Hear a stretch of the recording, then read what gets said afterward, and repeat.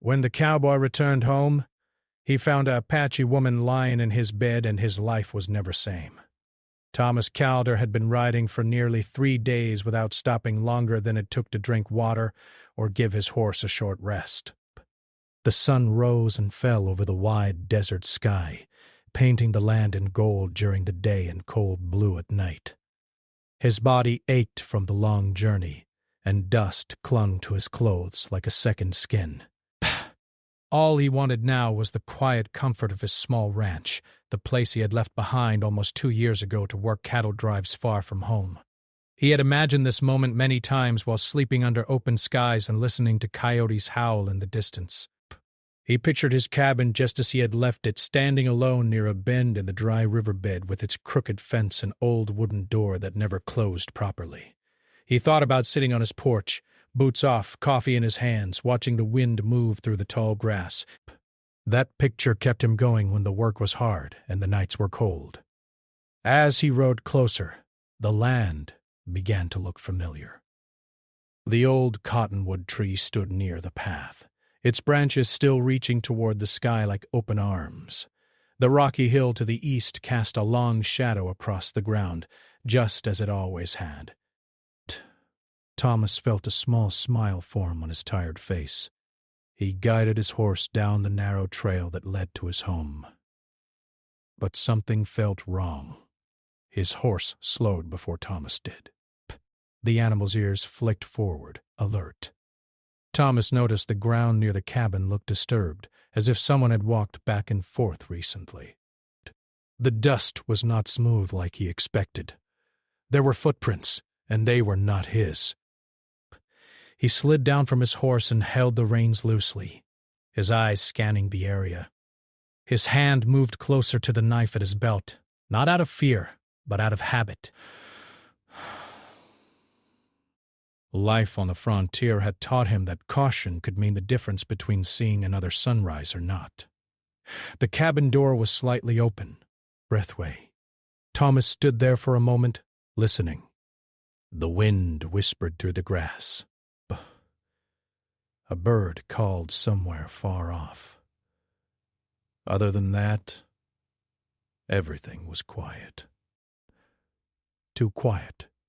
He stepped forward slowly, his boots crunching softly on the dirt. He pushed the door open the rest of the way.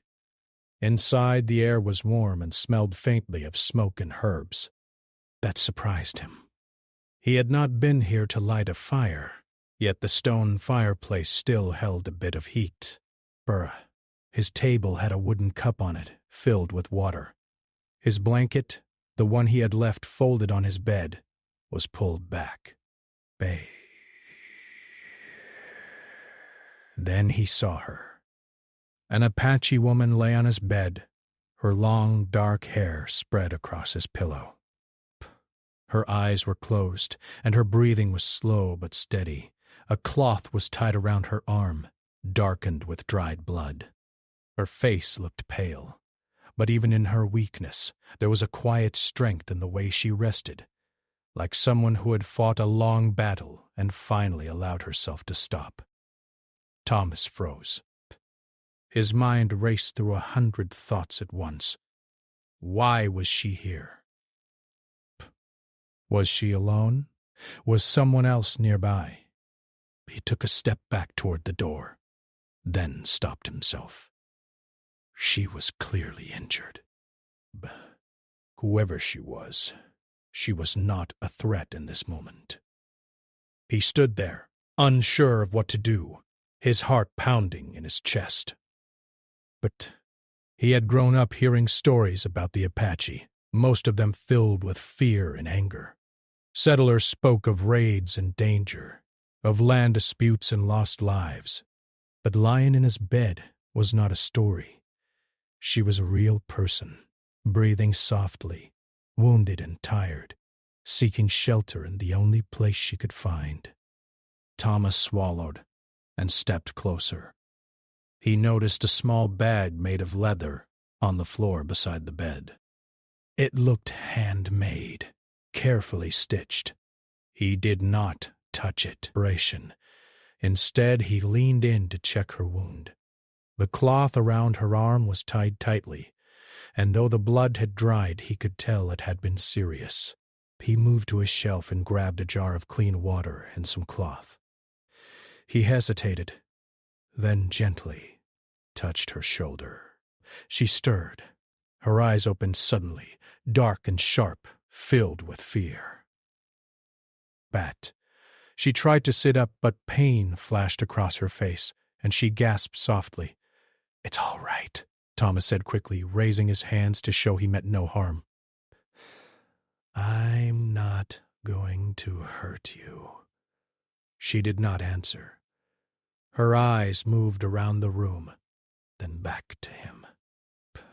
Her body stayed tense, ready to move if she had to. Thomas took a step back to give her space.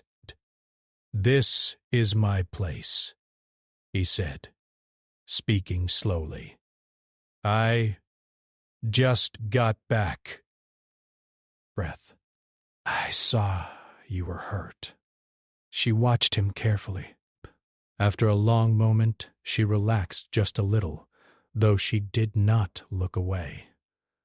"My name is Thomas," he added, pointing to himself. "Barish." She hesitated, then spoke in a quiet voice.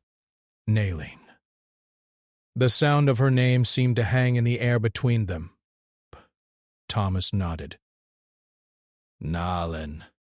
They sat in silence for a moment, the only sound the crackle of a small fire in the hearth. "Bay." He held up the cloth and water. "Your arm," he said, making a gentle motion. "I can clean it. Help." She looked at the cloth, then at him. After a moment, she slowly held out her arm. Bah. Thomas moved carefully, as if every small action mattered. He loosened the old cloth and cleaned the wound as gently as he could. Nalin winced, but did not pull away. The cut was deep, but not fresh. It had been days, maybe more. When he finished, he wrapped it with clean cloth and tied it off. Operation. She nodded once. "Thank you." Her English was broken, but clear enough. Thomas felt a strange mix of relief and worry. Helping her felt right, but he knew what it could mean. The nearby towns were full of soldiers and men who would not take kindly to finding an Apache woman being sheltered by a lone cowboy. He poured some water into a cup and handed it to her. She took it carefully and drank slowly. "How did you get here?" he asked gently. Operation. She did not answer right away. Her eyes moved to the window, to the wide land beyond. "But I walk," she finally said. "Long way." Thomas believed her. He could see it in her tired face, in the way her shoulders sagged as if the weight of the journey still rested on them. Night began to fall outside, turning the sky deep purple and then black. Thomas lit a lantern and set it on the table. The soft light filled the room, casting long shadows on the walls. He gave her some food, dried meat and bread. She ate slowly, like someone who had not had much to eat in a long time. They did not speak much after that. Words felt small compared to everything sitting between them. Thomas laid down on the floor near the door, using his coat as a pillow. He did not want to crowd her, and part of him wanted to be closer to the exit, just in case. As he stared up at the ceiling, he thought about how different this night was from the one he had imagined for so long. There was no quiet peace, no simple return to his old life. Instead, there was a stranger in his bed, a story he did not yet understand, and a choice he knew was already waiting for him, even if he was not ready to face it yet. Across the room, Nayland watched him for a moment, then closed her eyes. Outside, the wind moved through the grass, and the stars shone down on a small cabin where two very different lives had crossed paths, changing the path of both in ways neither could yet see. Brown. In despair, morning came slowly to the small cabin, carried in by soft light that slipped through the cracks in the wooden walls. The desert air was cool, and the smell of dust and dry grass mixed with the faint scent of the fire that had burned low during the night. Thomas woke to the sound of movement. He lifted his head and saw Nalin sitting up on the bed, her blanket pulled around her shoulders. She looked stronger than she had the night before, though her face still showed signs of tiredness. Her eyes met his, and for a moment neither of them spoke. Thomas sat up and rubbed the sleep from his eyes. "Morning," he said quietly, not knowing if she understood the word but hoping his tone would carry the meaning. She nodded once. He stood and poured water from his jug into a cup, then set it on the table. He also placed a small piece of bread beside it. Nalin watched him carefully, like someone trying to read every move, every intention. She stood slowly, favoring her injured arm, and walked to the table. She picked up the cup, drank, and gave a small nod of thanks. Outside, the world was waking up. Bird called from the cottonwood tree, and the wind brushed across the land like a gentle hand. For a brief moment, everything felt calm, almost normal. But Thomas knew better. This calm was thin. He could feel trouble waiting beyond the hills and dusty roads. He stepped outside to check on his horse and scan the area. There were no riders, no fresh tracks leading toward the cabin. Still, the open land made him uneasy. Bay. Anyone could appear at any time, and there would be nowhere to hide. When he returned inside, Nalin was standing near the shelf, looking at a few old items he had collected over the years. A rusted horseshoe, a small wooden carving from a town far south, a faded photograph of his parents. She touched none of them, only studied them with quiet interest. "Not much to look at," Thomas said with a small smile. She tilted her head slightly, then pointed to the photograph. "Friend? Family?" "Yes," he said. "Long time ago." She nodded, as if she understood more than his simple words could explain. They spent the morning in silence, but it was not an uncomfortable one. Thomas fixed a loose board on the porch while Nalin sat nearby, watching the land as if she could see things he could not. Once in a while she would point to a bird or a distant shape on the horizon and say a word in her language. Thomas would listen, even though he could not understand. As the sun climbed higher, the heat grew stronger. Thomas brought out a basin of water and helped Nalin wash her face and hands. He noticed how carefully she moved, how aware she was of every sound, every shadow. Bay. At one point, a gust of wind rattled the dry branches near the cabin. Nalin stiffened, her eyes scanning the distance. It took her a few moments to relax again. Thomas saw fear there, Bay.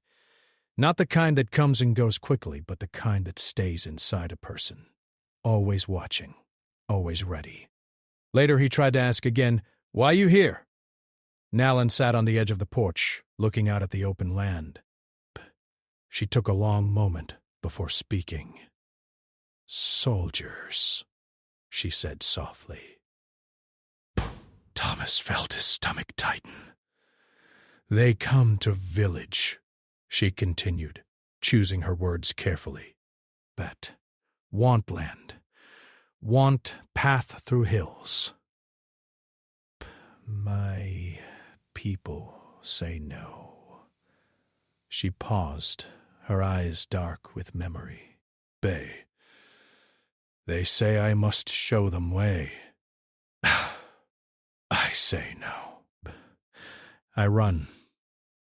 Thomas did not speak. He let her continue at her own pace. "They follow," she added, breath. "I hide." Walk at night. Sleep, little. Arm hurt when I fall on rocks. Thomas looked at her bandaged arm and felt a heavy weight settle in his chest. He understood now. This was not just about one injured woman finding shelter. This was about a larger world pressing down on her, forcing her to choose between her people and her safety. You can stay here, he said before thinking too much about it. Nalin turned to him, surprised. This place is quiet, he went on. Not many come this way. She studied his face, as if searching for something deeper than his words. Why help? She asked. Thomas opened his mouth, then closed it. He did not have a simple answer. Because you're hurt, he finally said. And because, it feels right. She nodded slowly, though he could tell she was still unsure. The day passed with small, simple tasks. Thomas showed her how he drew water from a shallow well behind the cabin. She showed him how to find a plant growing near the rocks that helped ease pain when crushed and rubbed on the skin. They worked side by side, moving carefully around each other like two people learning a quiet dance. As evening came, clouds gathered in the sky, and a low rumble of thunder echoed in the distance. A rare storm was coming. The wind picked up, carrying the smell of rain. Thomas secured the loose boards on the windows, while Nayland helped gather dry wood for the fire. The first drops of rain hit the ground just as they finished.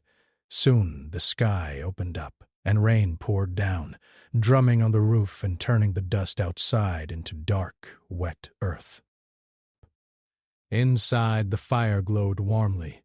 The storm made the small cabin feel even smaller, but also safer, like a world of its own. Thomas cooked a simple meal and handed Nayland a bowl. She smiled just a little, and for the first time he saw something other than fear or tiredness in her eyes. They sat near the fire, listening to the rain. Suddenly, Nayland lifted her head. Horse, she said. Thomas stood quickly and went to the door. He listened. At first, he heard only the rain. Then, faint but clear, the sound of hooves. His heart began to beat faster. He looked back at Nalin. Hide, he whispered. She moved without hesitation, stepping behind a curtain that separated a small storage space from the main room. Thomas opened the door just enough to look out. 2 riders were moving slowly along the path near the cabin, their shapes dark against the gray rain. They did not stop, but one of them turned his head toward the cabin, as if considering it. But Thomas stood still, trying to look like just another lonely cowboy waiting out the storm. After a long moment, the riders continued on. Thomas closed the door and leaned against it, letting out a breath he did not realize he was holding. Nayland stepped out slowly. They close, she said. Yes, Thomas replied. Too close. That night, sleep did not come easily for either of them. The storm faded, but the tension stayed. Thomas lay on the floor again, staring at the ceiling, knowing deep down that this could not be a short moment in his life. What had walked into his cabin was not just a person in need. It was a path leading somewhere he had never planned to go. Across the room, Nalin watched the small fire burn low. 2 strangers brought together by chance and choice now shared the same quiet space, both knowing that the world outside would not stay away for long. The next morning the sky was clear and bright, as if the storm from the night before had washed the world clean. The land around the cabin looked fresh, the dust darkened by rain and small drops of water still clinging to the grass. The air felt cooler, lighter, and for a moment Thomas almost forgot the worry that had settled into his chest. He stepped outside and took a deep breath. His horse stood near the fence, shaking off the last of the rain from its coat. Thomas walked over, patted its neck, and checked the saddle straps, more out of habit than need. Behind him, he heard the soft creak of the cabin door. Oh. Nayland stepped out into the sunlight. She paused, lifting her face to the sky, letting the light touch her skin. It was the first time Thomas had seen her look peaceful since she arrived. The wind moved her hair gently, and she closed her eyes for just a second, as if storing the feeling away. Thomas cleared his throat. "You should eat," he said. "I'll make something." Inside he warmed up some bread and dried beans, but it wasn't much, but it was enough. They sat at the small table, the quiet between them no longer heavy, but thoughtful. After they finished, Nayland stood and walked to the door. She pointed toward the hills in the distance, where the land rose in soft rolling shapes.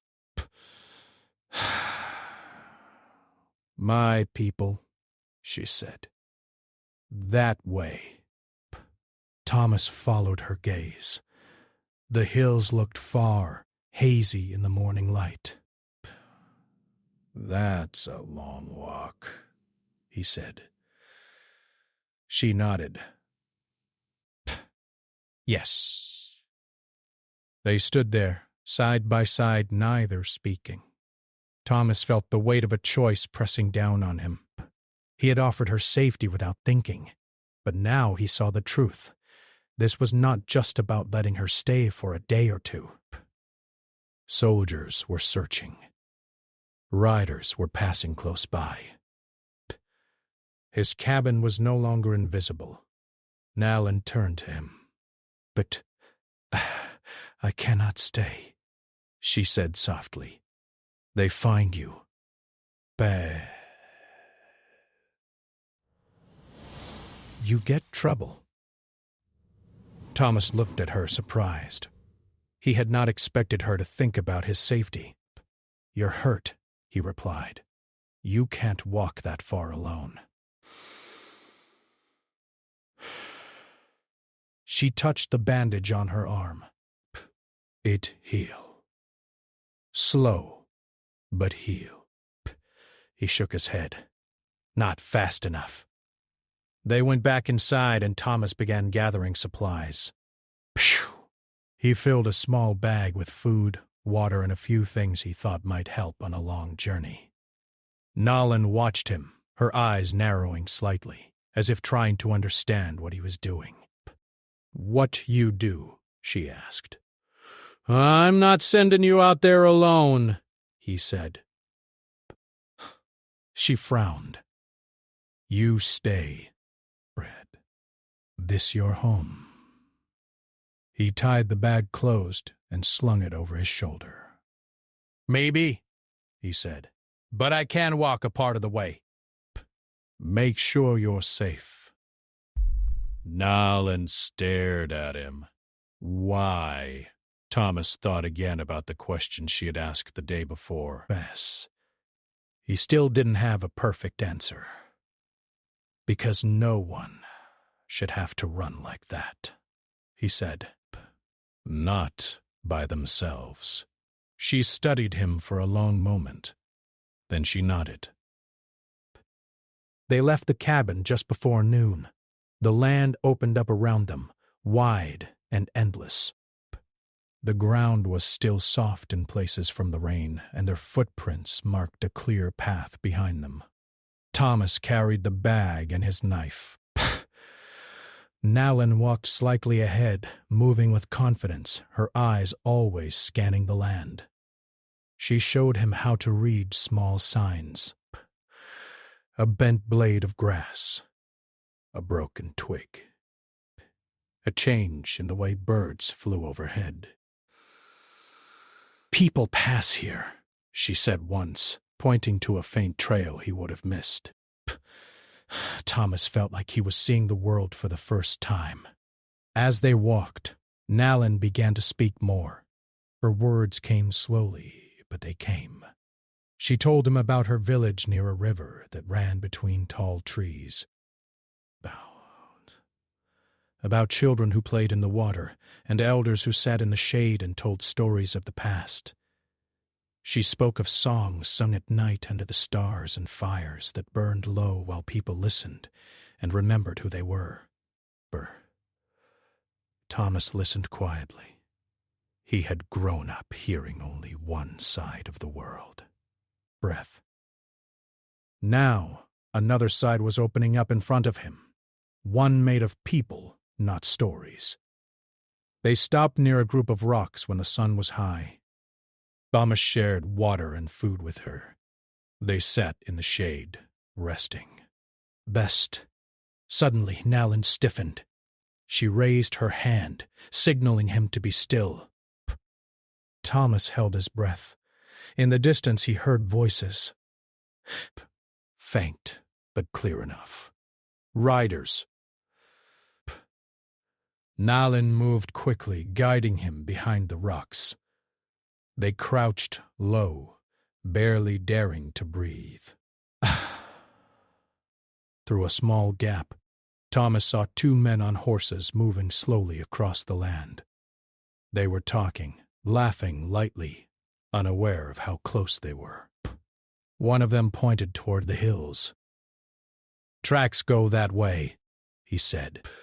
Thomas felt a chill run through him. The riders stayed for a moment, scanning the area. Nalin pressed herself closer to the ground, her hand resting on the earth as if drawing strength from it. After what felt like forever, the men rode on. Thomas let out a slow breath. Nalin looked at him. "This way I go," she said. "You see?" He nodded. But he did see. He saw the danger. He saw how quickly his simple life could be pulled into something much bigger. They continued walking, but Thomas's steps felt heavier now. As the afternoon wore on, they reached a place where the land changed. Trees began to appear, and the ground sloped gently downward. Bay, a small stream cut through the earth, its water clear and cool. Nalin smiled faintly. "Close," she said. They sat by the stream, and Thomas watched her dip her hands into the water, washing her face. She looked stronger now, more like someone returning home than someone running away. Thomas felt a strange tightness in his chest. "This is where I stop," he said quietly. "You not come?" He shook his head. "This is your path, not mine." They stood in silence. The sound of water filled the space between them. Nalin reached into her small leather bag and pulled out a thin cord with a simple carved stone tied to it. She held it out to him. "For you," she said. Thomas hesitated, then took it. The stone felt warm in his hand. "What's it mean?" he asked. She smiled slightly. "It mean you walk with open eyes?" He didn't fully understand, but he nodded. They shared one last look, one that held more than words ever could. Then Nalin turned and walked toward the trees, her figure slowly blending into the land. Thomas stood there until he could no longer see her. The walk back to the cabin felt longer than the journey there. Every step gave him time to think. About the world he had just touched, about the choice he had made, and the ones still waiting for him. When his cabin finally came into view, it didn't feel the same. The walls, the door, the quiet space inside all felt smaller, like something had changed the shape of his life. That night he sat on the porch, the small carved stone resting in his hand. He looked up at the stars and realized that the path he had been walking all his life had quietly shifted. He didn't know where it would lead. The days after Thomas returned to his cabin felt slow and heavy, like the air before another storm. The land around him looked the same, but inside, something had changed. He went back to his usual work, fixing the fence, cleaning his tools, feeding his horse, but every small task felt different, as if his hands were moving while his mind was somewhere else. At night he sat on the porch and looked toward the hills where Nalin had disappeared into the trees. He often held the small carved stone she had given him, turning it between his fingers. He still didn't fully understand what it meant, but he knew it was a reminder of a choice he had made and a world he had stepped into, even if only for a short time. One morning, as the sun rose and painted the sky in soft orange light, Thomas heard distant sounds again. Horses. He stood still, listening. The sound grew clearer, closer. Bait. This time, it was not just one or two riders. It was several. Thomas's heart began to beat faster. He stepped inside his cabin and looked around, as if seeing it for the first time. The table, the bed, the fire pit, everything felt fragile now, like it could be taken away in a moment. The riders came into view soon after. 4 men on horses, moving slowly, their eyes scanning the land. They stopped near the fence, and one of them called out, "Narration. Anyone here?" Thomas took a breath and stepped outside. "Just me," he said. The men looked at him carefully. Their clothes and gear marked them as soldiers, or at least men working for them. One of them rode forward. Brass. "We're looking for someone," the man said. "A woman. Passed through this area a few days ago." Thomas kept his face calm. "I don't see many people out here," he replied. The man studied him, as if trying to read something behind his words. "You sure?" Thomas nodded. "Just dust and wind." The riders exchanged looks. One of them glanced toward the path leading to the hills. "Tracks fade near here," another said. The leader sighed. "We'll keep moving." They turned their horses and rode on, but Thomas watched them until they disappeared over a rise in the land. His hands were shaking. That night, Thomas did not sleep. He knew now that the world was closing in. His cabin was no longer hidden. Even if Nalin was safe, the danger had not passed. The next morning, Thomas made a decision. He packed his bag again, this time with more care. He filled it with food, water, and a few things he could not leave behind. He looked around his cabin one last time, touching the doorframe, the table, the chair near the fire. This place had been his shelter for years. But now, it felt like a waiting place, not a home. He saddled his horse and rode toward the hills. The land seemed to stretch wider the farther he went. The sky was clear, and the sun beat down on him. But he did not slow. He followed the path he and Nalin had taken before, looking for signs only she had taught him to see. A broken branch, a footprint in soft earth. A stone moved from its place. He found them. It took most of the day, but by evening he reached the edge of the trees near the stream. "Beck," he called out softly, not knowing if anyone would hear. "Nalin," he said. First. There was no answer at first. Then, movement. Breath. Figures stepped out from behind the trees, men and women, their faces serious, their eyes watching him carefully. One of them raised a hand, signaling him to stop. Thomas lifted his hands to show he meant no harm. Ah! Ah! Ah! Ah! Ah! Beck. Nalin stepped forward from the group. Her face showed surprise, then concern. Grasp. "Why you here?" she asked. Thomas swallowed. "They're close," he said. "Riders. Looking for you. Looking near my cabin." A low murmur moved through the group. Nalin turned to the others and spoke in her language. Thomas did not understand the words, but he understood the tone. It was urgent. Bike desk. An older man stepped forward. His hair was gray, his eyes steady and calm.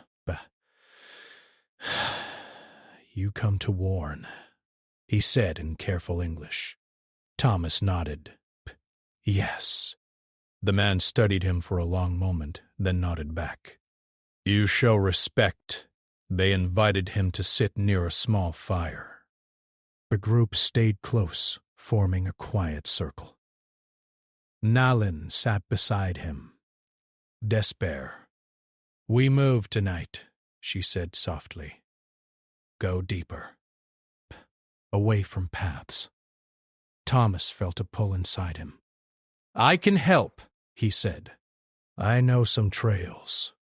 Places people don't go." The older man looked at him again.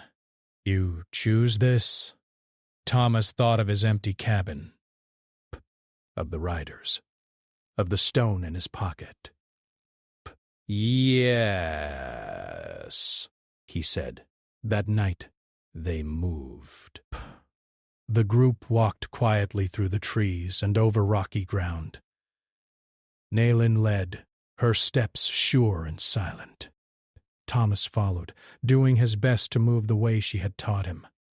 The land felt alive in the dark, every sound sharp and clear. At one point, distant voices echoed through the hills. The group froze. Lights flickered far away, like small stars on the ground. The riders were searching. The group turned off the path and moved into thicker brush, where branches and leaves hid their trail. Thomas felt his heart pounding in his ears. He held his breath, stepping carefully, feeling the earth beneath his boots.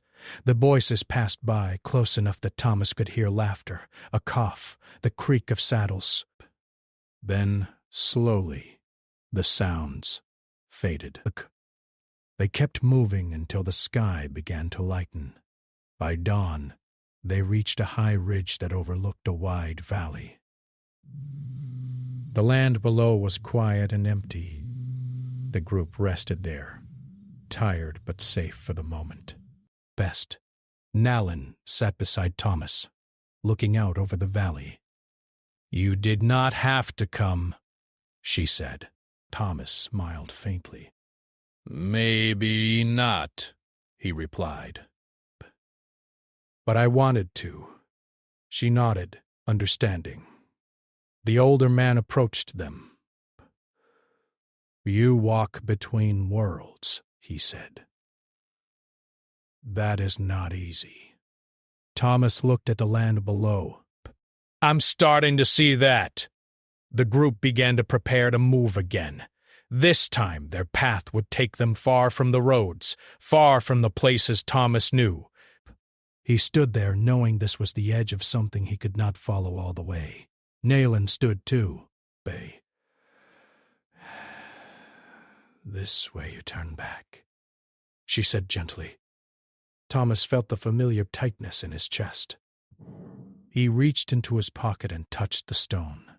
"I guess it is," he said. They stood in silence for a moment, the wind moving through the grass around them. Nalin reached out and placed her hand over his, where he held the stone. "You keep eyes open," she said. He nodded. The group began to walk away, their figures slowly blending into the land, just as Nayland had before. Thomas stayed on the ridge, watching until they were gone. The ride back to his cabin felt different this time. He was not returning to what he had before. He was carrying something new with him, understanding and a quiet promise to himself. When he finally reached his cabin, the sun was setting. The light touched the walls and turned them gold for a moment, then faded. Thomas sat on the porch and looked out at the land. Best. He knew now that the world was not divided into simple lines, not one side and another. It was a wide, shared place, filled with people walking different paths, all trying to find a way to live, to belong, to be safe.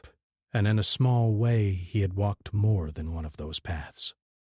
He didn't know what the future would bring, but he knew he would not turn away again. The days that followed felt like the start of a new season in Thomas's life. Followed desperately. The land around his cabin still looked the same wide sky, the same grass moving in the wind, the same quiet mornings. But inside him, something had shifted. He woke up each day with a different kind of awareness, like he was no longer just passing through the world, but truly part of it. He went back to his work, but now he did it with more care. When he fixed the fence, he noticed how birds rested on the posts. When he walked down to the stream, he paid attention to how the water moved around the stones instead of fighting them. Small things began to matter in ways they never had before. Sometimes he still expected to hear Nayland's soft footsteps behind him, or her voice pointing out something he would have missed. But the cabin stayed quiet. One afternoon, Thomas rode into the nearest town to trade for supplies. The place was busy, full of noise and movement. People talked loudly, horses stamped their hooves, and dust rose into the air with every step. It felt strange after so many quiet days. At the trading post, he overheard men talking. They say a group moved deep into the hills, one said. Hard to track now. Another shook his head. Land's too wild out there. Not worth the trouble. He paid for his supplies and left, a small sense of relief settling in his chest. He hoped the trouble had truly passed. As weeks turned into months, the seasons began to change. The heat softened, and cooler winds rolled across the land. The grass turned from bright green to pale gold. Thomas spent long evenings sitting on his porch, watching the sky shift colors as the sun went down. One night, as stars filled the sky, he held the carved stone in his hand again. He thought about what the older man had said, that he walked between worlds. At first, those words had confused him. Best. Now, he felt he understood them a little more. He began to help more when he could. When travelers passed by his cabin tired and low on water, he offered them a place to rest. When he heard of a family struggling to keep their land after a harsh season, he rode out and helped mend their broken fence. He did not ask for much in return.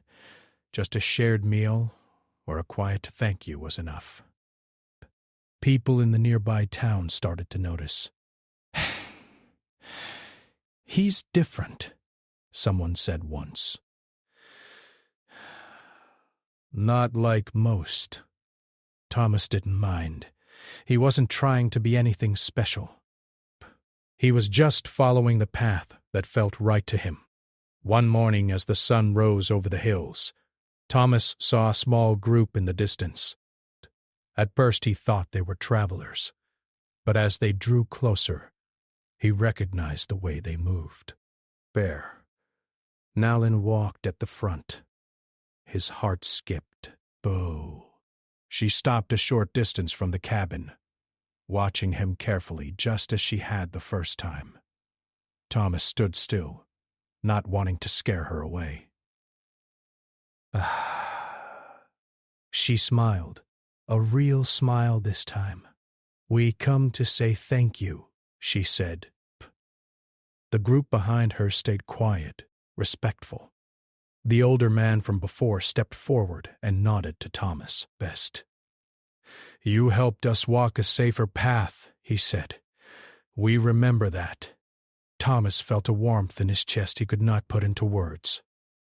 They sat together near the cabin, sharing food and stories. Nalin spoke more easily now, her words flowing with less effort. First, she told him how her people had found a place deeper in the land, near a river that curved like a silver ribbon through the trees. "We build again," she said, but slow, but strong. Thomas nodded. "That's good." Before they left, Nalin handed him something wrapped in cloth. Inside was a small piece of wood, carefully carved into the shape of a bird.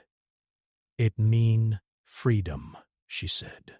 "Bay and home." Thomas held it gently. "I'll keep it safe." They said their goodbyes, and once again the group faded into the land. But this time, Thomas did not feel the same tightness in his chest. He knew this was not an ending. It was just another part of a longer story. As the years passed, Thomas's cabin became more than just a quiet place at the edge of the land. It became a place people talked about. "Go see the man near the hills," travelers would say. "He'll help you." Thomas grew older, his hair turning gray, his hands marked by time and work. But his eyes stayed clear, always watching, always open. Sometimes children from nearby families would visit, curious about the old cowboy who lived alone near the hills.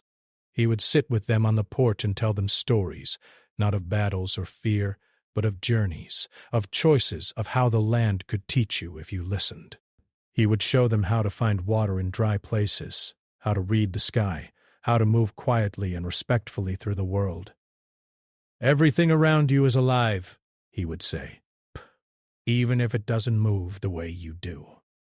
On quiet nights, Thomas would look up at the stars and think about the path his life had taken.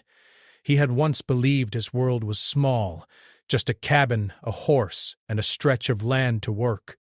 Now he knew it was much bigger. One evening, as the sun dipped low and painted the sky in deep orange and soft pink, Thomas sat on his porch with the bird carving in one hand and the stone in the other. The wind moved gently through the grass, carrying the scent of the earth. He smiled. He had not become rich. He had not become famous, but he had become something else. Someone who understood that life was not about holding on to what you knew, but about being willing to see beyond it.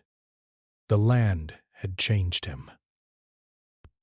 And so had the people who walked across it.